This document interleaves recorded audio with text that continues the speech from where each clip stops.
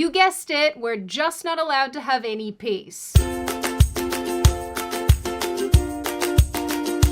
Hi, my name is Sydney, welcome back to hell. And as per usual, before we launch in, today's video is sponsored by Surfshark. And this one's very funny, I worked very hard on it, and if you don't watch it, I'm gonna be very sad. This video is also sponsored by me and my company, Lions Tea Exchange. In a very late celebration of 1 million subscribers on this channel, I've launched a sale of up to 40% off most of the site. For a limited time, you can grab every flavor at a discount as a big thank you for being part of this community and supporting me for all these years, which I very, very much appreciate. I've also discovered 8 boxes each of the peppermint white chocolate and the bourbon barrel chai, and just a heads up, they aren't ugly, but they aren't pretty either. Like there's some fingerprints. But they are also available on the website. I have repopulated them, so you can go and check them out as well, and I will link everything in the description box. Now, for those of you who've been following Star Wars news, you've probably come into contact with headlines saying that Kathleen Kennedy, the current president of Lucasfilm, is stepping down from her role by the end of 2025. Lucasfilm being the outfit that makes Star Wars and Indiana Jones, for those of you who don't know. Now you do. Trust me. Major outlets were running with the story, saying that sources close to Kennedy and Lucasfilm had confirmed her departure from the company. The first article to cover this, from an outlet that I've never heard of called Puck, wrote that Kathleen Kennedy informed Disney, as well as her friends and colleagues, that she was leaving the company at the end of the year. The writer adds that this isn't that huge of a shock, given that Kennedy will be 72 in June, and she's been at Lucasfilm for over a decade. He further writes that his sources say Kennedy was planning to leave in 2024, but decided to stay on for an additional year. Of course, given how polarizing she is as a figure, many Star Wars fans associate her with the destruction of the franchise. You can imagine how much celebration has taken place since this news dropped.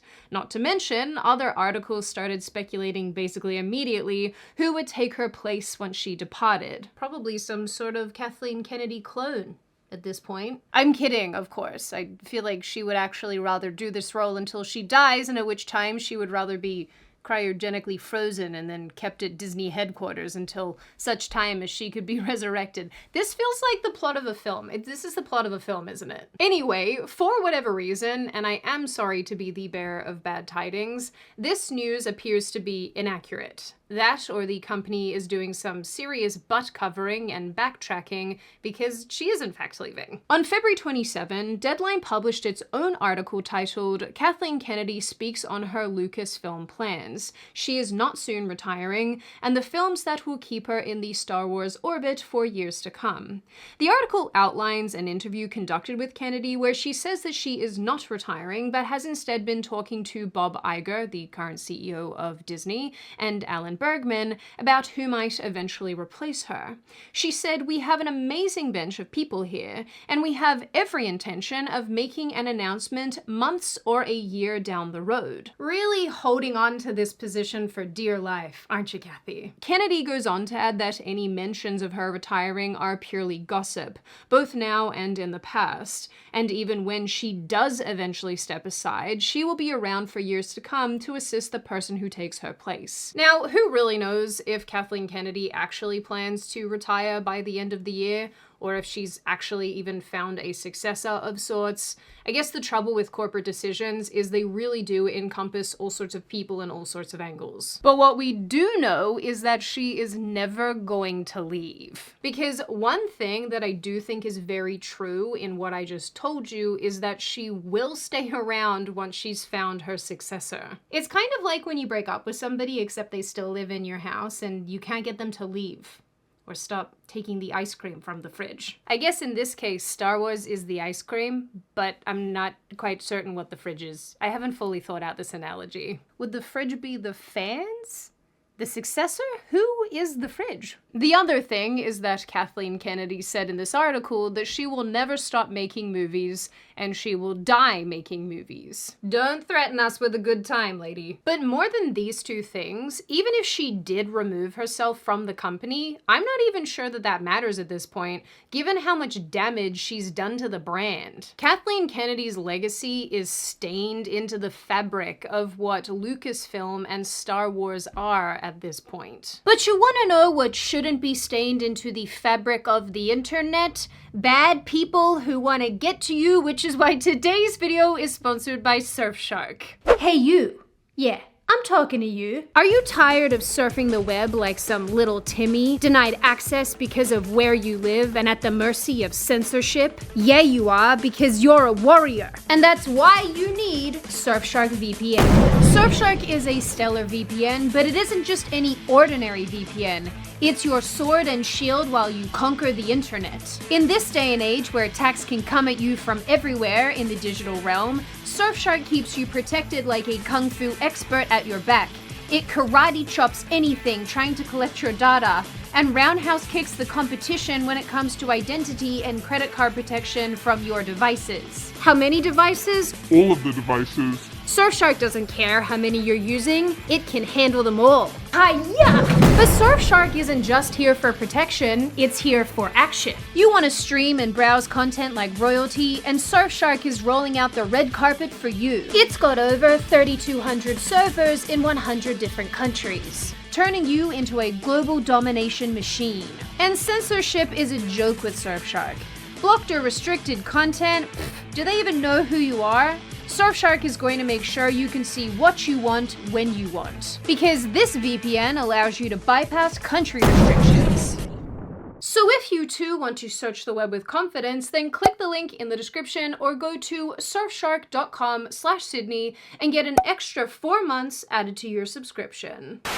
When she took over in 2012 after the sale of Lucasfilm to Disney, Kennedy told George Lucas himself she planned to do his stories and his characters justice. The main thing is to protect these characters, make sure that they still continue to live in the way that you created them, and that the universe of Star Wars continues to grow. I want to preserve within the spirit of this company, and as it moves into Disney, I think it's vitally important to anything we create that we hold on to the spirit of what started all of this. Oh yeah, we can absolutely see how well this worked out 13 years later. This might sound somewhat dramatic, but Kennedy isn't just a person in all of this. She represents a vibe shift at the company. She was left with a series of Lucas's works from which to build, and instead deliberately turfed them and instead pursued her pro-corporate feminism, pro-diversity spin. What's that? What's puzzle? Is he or they with us? This is, I would say, arguably the gayest Star Wars, I think, by a considerable margin. I think that Star Wars is so gay already. Okay. I mean, have you seen the fits? We'd be like, look how gay this is, and then send each other a reference photo. And are you telling me, with a straight face, that C-3PO is straight? I have watched this clip probably more times than I care to admit, and it still annoys the crap out of me. I don't know who finds this funny, but I want the kind of lobotomy they have. I yearn to have not a single thought that can pass between the two hemispheres of my brain. This is a spin that hasn't broadly resonated with audiences, given it seems that Star Wars is at one of the lowest points in its history. Lucasfilm has not produced an actual Star Wars movie since 2019. The films they have produced have been an exercise in disappointment and financial setbacks. Kathleen Kennedy greenlit The Force Awakens, a movie that performed fairly well to begin with, but was ultimately hit with major criticisms around its boring characters and lazy writing. Plenty of people argued that The Force Awakens was just a copy, really, of the first Star Wars film, and it relied way too much on nostalgia. It resurrected the original trilogy's beloved main characters, ripping them from their state of happily ever after, so to speak, where we left them when their stories ended. But it also tried to give us a series of new protagonists, but they aren't nearly as memorable as those who came before. One of the characters being Rey, the film's protagonist, and someone a lot of fans have grown to really dislike. Namely, because she's been accused of lacking a meaningful character arc and was given the Mary Sue treatment. Right out of the gate, she was skilled with minimal mentoring or training, which is a massive contrast to what we saw with characters in the earlier films. This is especially sad too when you realize that Kathleen Kennedy was working alongside George Lucas and a screenwriter called Michael Arndt on a new series of film outlines before George Lucas departed the company. Once Lucas was gone, she pushed Arndt out, and along with him, all of Lucas's ideas. And depressingly, this appeared to be a bit of a theme going forward. In a statement in 2012, Lucas said, "I have story treatments of 7, 8, and 9. By the way, story treatments are basically outlines. More or less. Anyway, and a bunch of other movies, and obviously we have hundreds of books and comics and everything you could possibly imagine. So I sort of moved that treasure trove of stories and various things to Kathy, and I have complete confidence that she's gonna take them and make great movies. But Lucas himself learned the hard way that what he left behind wasn't used and didn't particularly matter to anybody. Shortly after The Force Awakens was released, he spoke to Charlie Rose, saying that even if he wanted to be involved at Lucasfilm still, the people in charge didn't want his ideas and didn't want him there. They decided they didn't want to use those stories. They decided they were going to go do their own thing, and so I decided, fine. But basically, I'm not going to try to... They weren't that keen to have me involved anyway, but at the same time I said, I'm not going to... If I get in there, I'm just going to cause trouble, because they're not going to do what I want them to do, so... And I don't have the control to do that anymore, and all I would do is muck everything up. He made similar comments in 2024 during his panel discussion at the Cannes Film Festival. On a personal front, I actually find this extremely annoying because this whole time, it seems, Kathleen Kennedy has been acting like she cares about George Lucas's ideas. I think there's many things that make a great Star Wars story. You know, the incredible thing that George left us was an amazing mythology. And it's very expansive, and it has meaning. That was the thing that George said to me over and over again, is whatever you do, make sure it has meaning. If you guys have watched an earlier video that I made about this topic, you will know how much I love this other clip of Kathleen Kennedy and J.J. Abrams, the man who helped work on The Force Awakens, talk about George Lucas like he's dead. There isn't a day that goes by or went by as we were making the movie where we don't talk about George. You know, it's the standard, what would George do? Yeah, it's crazy. I'm told that you can just pick up the phone and call people sometimes when you want to know what they would do. Or, I don't know, better yet, you could just, you know, not throw away their ideas. Kathleen Kennedy strikes me as a very disingenuous person, and it really rubs me the wrong way. Anyway, to reiterate, The Force Awakens did perfectly fine at the box office, but it was a masterclass in how to fracture a fan base. And depressingly for many Star Wars fans, it also set the stage for what was to come. Lucas had his flaws, that much is true, but he kept the original trilogy on some sort of a leash. Kennedy, on the other hand, has acted seemingly for years with no real rhyme or reason, which has continued to leave fans confused and angry. The Force Awakens teased audiences with a fresh start, but by the time The Last Jedi and The Rise of Skywalker rolled around, Lucasfilm was scrambling to glue the pieces of the Star Wars world back together with Palpatine duct tape. And this is about where a lot of fans feel that Star Wars stands today. And sure, a new successor can come in and start steering the ship, but they're inevitably inheriting a hull full of holes. It's worth remembering that Kennedy and her team have left a graveyard of projects in their wake. The Rian Johnson trilogy, by the way, that's a really dumb way of spelling Ryan, the Lando film, Star Wars Detours, the Taika Waititi film, Rogue Squadron are just a few titles announced and either turfed or put on ice. And when they weren't outright canceling projects, ones that performed badly or weren't financially viable were put on Disney+. With Kennedy's leadership, the company has announced so many projects, but have failed to follow through, making Lucasfilm an unreliable narrator of its own business plan. Beyond that, she has been instrumental in the company going down the corporate feminist pro-diversity route, like I mentioned before, ham-fisting this messaging into the Star Wars franchise. So my character, you know, she's a powerful leader. She's a powerful leader. Yes, yes. in a very woman-centered world, which I was very excited to kind of be in that, because I feel like Star Wars is very like patriarchal. I guess Princess Leia means nothing to you. And Padme.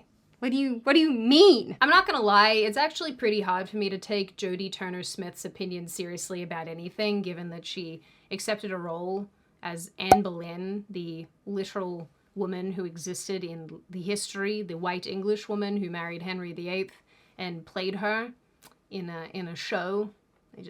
I have trouble. I have trouble with this. Jodie, like, girl, I don't really think you're equipped to talk about any of this. It's worth mentioning that Kathleen Kennedy's influence will probably continue to live on, thanks to the people that she'll leave around at the company. Some of you might remember a clip from back in 2012 where Kennedy talked about filling more and more roles at Lucasfilm with women, telling more women-led stories, and creating more female protagonists. They very much support the fact that we are trying to grow in the workforce, a number of women in executive positions and in all positions inside the company, and with the movies that we're making and with the protagonists that we're putting in the stories. So I get a huge amount of support with that. But we have 50% of our executive team are women. Mm-hmm. And 6 out of 8 of the people in my story group are women. And I'm sure there's a lot of people that would be surprised that we're making Star Wars movies and the majority of the people involved in the development of those stories are women. Mm-hmm. And I think that it's making a huge difference in the stories that we're trying to tell.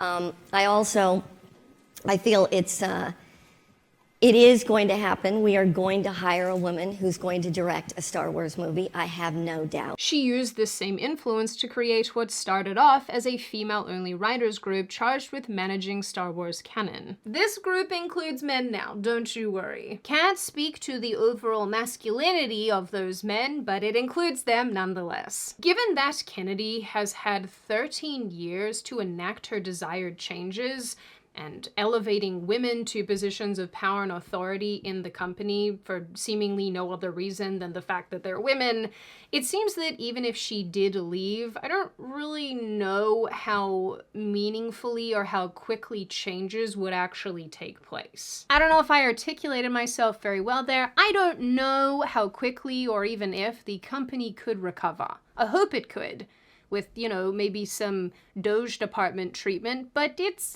I'm a negative Nancy here. It's kind of unlikely. Please don't yell at me in the comments. As I have said numerous times, and I'm going to repeat myself because I think it's important, I have absolutely no problem with female creatives in the entertainment space. I also have no problem with female protagonists, female characters, and female-led and female-based stories. But all of this revolves around the idea and the fact that those stories and characters are well written, and the females who are in those creative positions are there based on merit rather than sex. The trouble, it seems, with Kennedy's Lucasfilm is that merit doesn't really matter. She has a track record of elevating activist-type women to positions of power and authority who have no real track record to speak of.